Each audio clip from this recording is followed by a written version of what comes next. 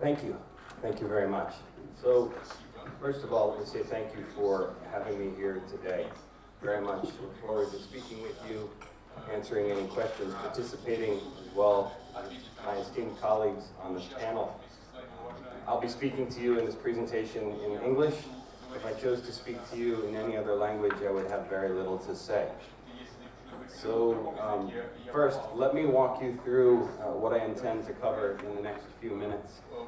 I will touch upon some exciting results from some surveys that PwC has conducted in 2013, a CEO survey, as well as a global innovation survey. I've actually chosen today to begin with an overview of where we see this topic of corporate venture capital, venture investing, incubation, and accelerator operating models, where we see these fitting in within the broader framework of innovation and innovation management, the execution of innovation strategy from the corporate perspective. Lastly, I'll touch upon some of the areas or the elements of an operating model for corporate venture, and also provide a few case studies to give you a sense of the type of work that's going on today in corporations with regard to furthering their innovation strategy. So, innovation, it's a topic that you have to step back and say, what is the objective? What is the purpose? Is it to change the culture, or is it something more? And consistently, innovation is correlated with the path to profitable growth. And more, as we have surveyed CEOs, they're recognizing that innovation is a key aspect of their role in terms of driving profitable growth. And it has moved up the priority list with regard to the topics that CEOs most have on their mind.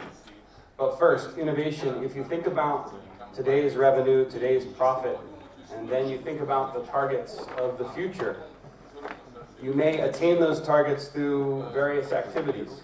You may do more consistent, harder work around your core business, and that may help you achieve certain stretch goals that you've set out to achieve through incremental improvement. You may have merger and acquisitions activity, business development, corporate development. You may have other major growth initiatives that are already in the pipeline, but at the end of the day, there's likely still a gap because the goals for growth are high. And so it's that gap that we look to close with our innovation practices and our innovation operating model. Out of 247 CEOs that were surveyed, 97% of them have innovation as a key priority for growth. 10% of these CEOs at the same time see their companies as leaders in innovation. And this topic of innovation has grown beyond just a focus on product innovation. It's now innovation with regard to customer experience, innovation with regard to IT. Business model innovation is more and more the topic of discussion, as well as service-oriented innovation and even operations and supply chain innovation. Beyond this, later this year, we conducted our 2013 Global Innovation Survey.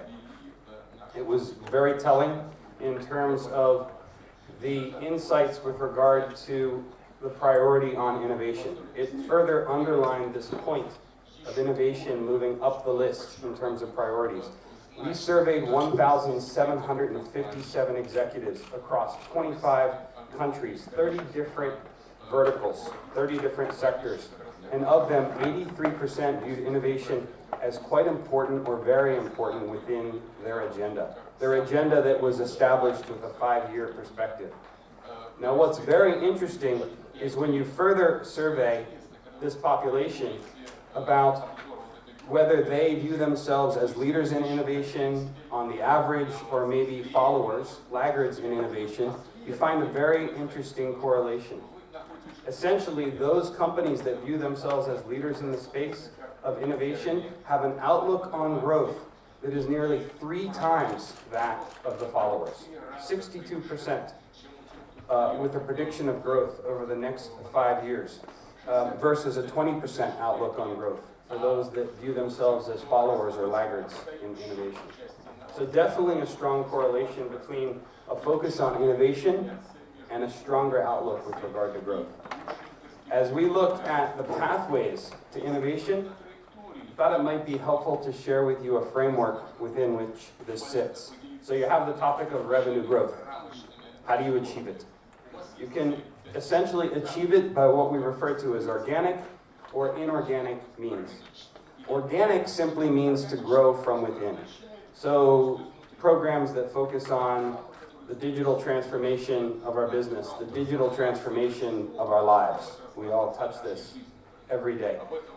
Programs that focus on customer centricity in terms of enhanced customer relationships management. Innovation areas also touch upon incremental things around core product and service development, and even the life cycle management across our existing product portfolio. But as we look at harnessing innovation for breakthrough or radical results, that's the area of incubation in the realm of what's often referred to as incubators within a corporate setting. Those organizations that focus on taking intellectual property, taking capabilities that exist within a corporation, coupling those with entrepreneurial talent that exists within the company and can be recruited from outside, and bringing that talent together within the corporation to build the startup from within, to pursue the next big growth opportunity from within. And it doesn't mean that it's only from within, but it means it's driven from within the corporation. There will still be ecosystem considerations, still be partners, still be key suppliers that will be involved, and could in fact be joint ventures that are engaged upon as well. But it's a drive for growth from within, and that's this area of incubation. In addition, we view 2 other operating models as relevant for corporate venture. These next 2 are in the space of inorganic growth, and this is corporate venture investing. As our moderator indicated earlier, taking the corporate funds, either from off the balance sheet or from a venture fund that is established, taking those funds as a corporate investor and placing those funds as a capital investment in a third party, in an external venture. This is the mindset of corporate venture investing, also referred to sometimes as corporate venture capital. We tend to think of corporate venture capital as a broader term though, encompassing incubation and corporate venture investing. The last area that has come into fashion only within the last 5 years in terms of this taxonomy is this concept of accelerators.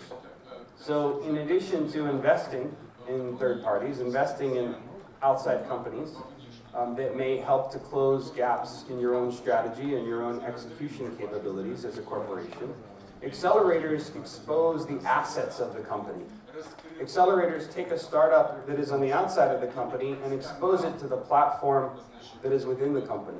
The assets of sales channels, the assets of R&D, the assets of even manufacturing expertise, and in some cases, the intellectual property assets of the company.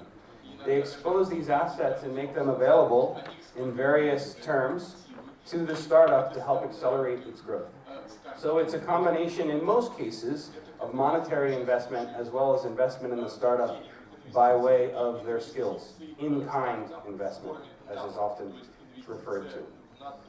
The framework within which this then falls as we look to operating models is one that's very battle-tested from PwC's perspective in terms of the clients that we've had the pleasure to work with and the opportunity to help build and deliver results.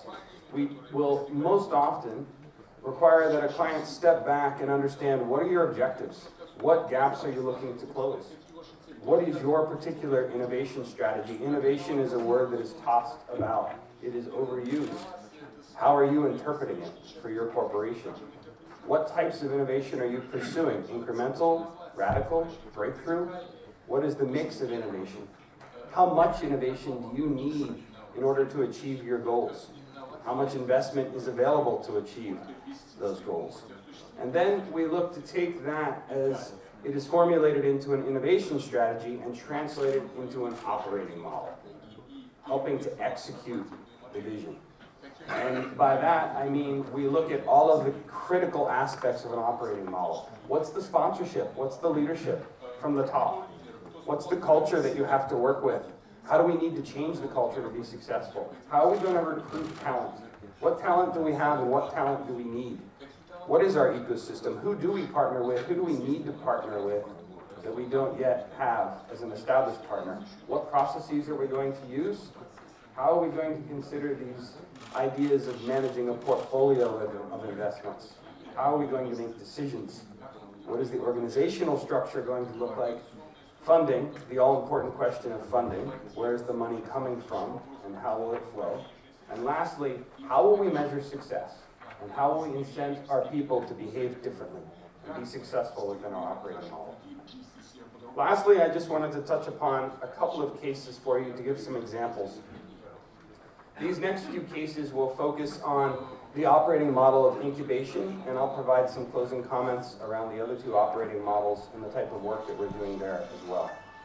This case is very interesting, and I chose these cases purposely and specifically because with each one of these I personally had involvement. This is not somewhere else in the realm of PwC. These are projects that I've personally touched and helped to deliver. So I can answer questions about them and speak to them with some passion. So this first case is a company. It made its money by putting marks on paper. It was a traditional publisher.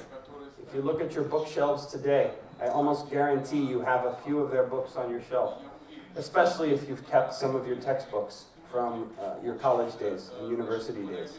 This publisher, though, stepped back and said, we have no presence in terms of e-learning. We have no presence in terms of a virtual learning environment, digital publishing, and we're somewhat behind. We need to catch up and we need a path to get there quickly. So we help them design, we help them launch, we help them in terms of interim management and staff augmentation, and in fact, in this particular example, one of their first ventures we helped lead around establishing an e-learning ecosystem and an e-learning newco. And then, in fact, supported them in the spin-out of that newco.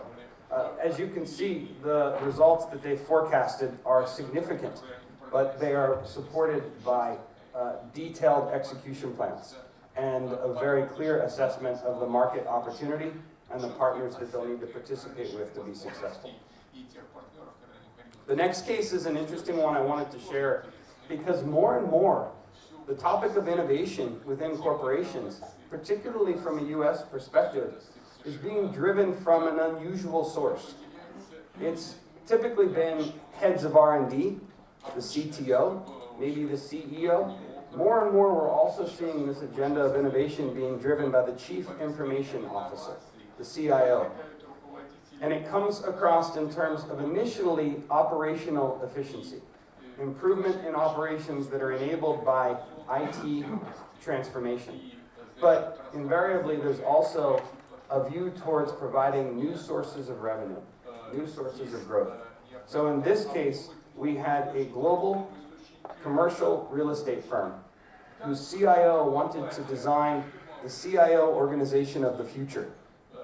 Looking down the path of 3, 4, 5 years from now, wanted to have an organizational design that had the capability to nurture and to infuse innovative services and solutions into the revenue and growth plans of the company.